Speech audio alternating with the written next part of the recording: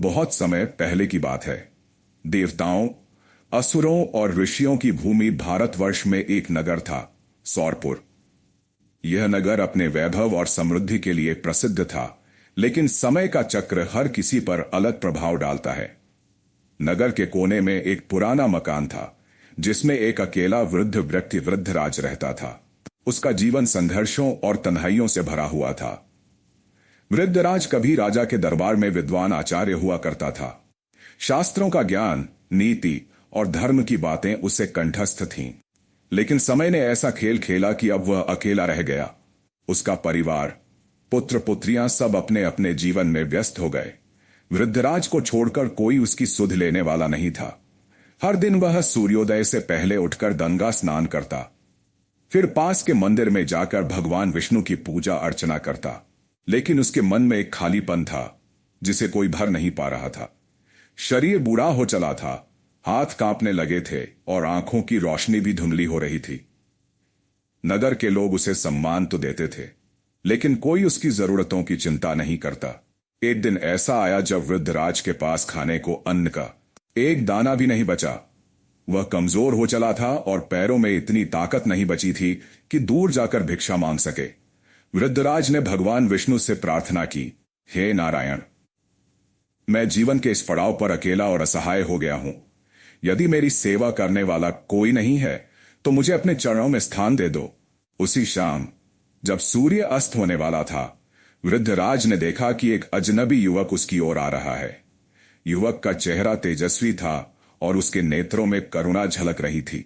उसके वस्त्र साधारण थे, लेकिन चाल में दिव्यता थी।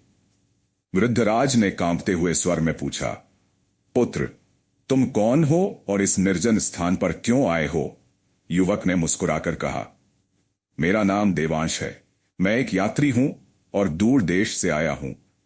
राह भटककर इस नगर में पहुंचा हूं। लेकिन आप इतने कमजोर और उदास क्यों दिखते हैं? वृद्धराज की आंखें भर आईं। उसने अपना दुखड़ा कह सुनाया, अब मुझसे यह अकेलापन सहा नहीं जाता। मेरे अपने भी मुझे भूल गए हैं। जीवन की सांझ में मैं असहाय हूं। देवांश ने वृद्धराज की बात सुनी और उसकी आंखों में करुणा उमड़ आई। उसने तुरंत वृद्धराज को सहारा देकर घर के भीतर बिठाया। कुछ ही क्षणों में वह पास की बस्ती से भोजन लेकर आया और वृद्धराज को प्रेम पूर्वक खिलाया। पिताश्री, जब तक मैं यहां हूं, आपको कोई कष्ट नहीं होगा, देवांश ने वचन दिया। वृद्धराज को पहली बार किसी ने इतना स्नेह दिया। अगले कुछ दिनों तक देवांश वृद्धराज के पास रहा। वह रोज गंगा से जल भरकर लाता, भोजन पकाता और वृद्धराज की सेवा करता। वृद्धराज के जीवन में मानो नई रोशनी लौट आई। एक रात जब वृद्धराज गहरी नींद में था, देवांश ने मंदिर में जाकर भगवान विष्णु से प्रार्थना की, हे प्रभु, इस वृद्ध की सेवा करके मैंने जो पुण्य कमाया है, वह इसके जीवन में सुख और शांति लाने के लिए समर्पित करता हूं।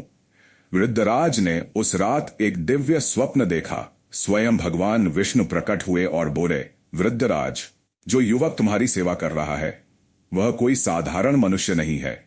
वह देवराज इंद्र का दूत है, जो तुम्हारे कष्ट दूर करने के लिए स्वयं धरती पर आया है। तुम्हारा जीवन अब सुखमय होगा। अगली सुबह वृद्धराज ने देवांश से पूछा, पुत्र, सच बताओ, तुम कौन हो?